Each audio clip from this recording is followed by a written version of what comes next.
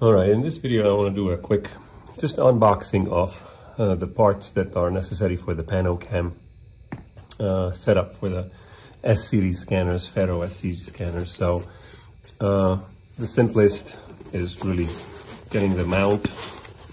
Typically it comes in a box like this.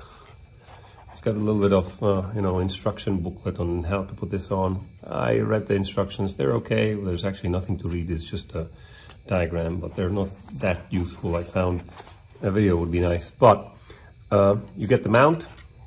I already had this one out, but I just put it back into its little place. So it's here. The only thing that you'll probably miss is the fact that there is a Allen key here. That's something I didn't even notice until I started looking for it. So just look for it somewhere here. This Allen key is going to be necessary for you to mount the actual camera. So the mount is over here. Camera.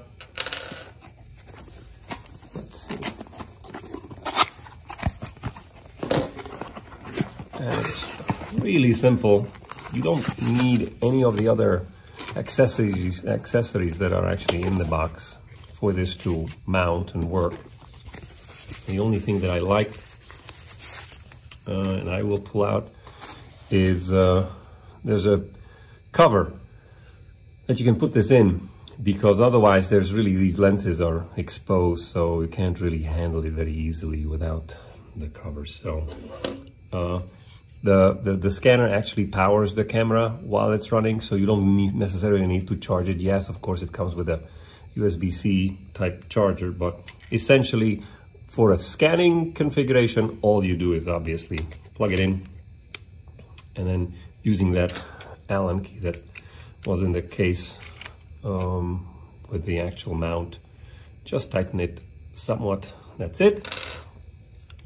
And that's how it gets then put on top of the scanner. I will pull out the inside of here just to see what I'm talking about. So that's the only other thing that I would maybe consider looking at from this package, and that being, if I'm not using the camera and I leave it on the little mount, just slide this on. That way you're really, and it's too new so it goes on hard, but there you go, it'll eventually work. But this way you can grab it here and you're not causing any kind of smudging on the actual lenses. So there we go.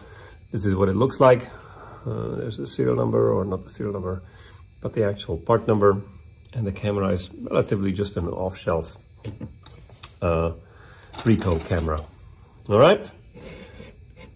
So hopefully this was somewhat helpful. And next is actually mounting this onto a scanner.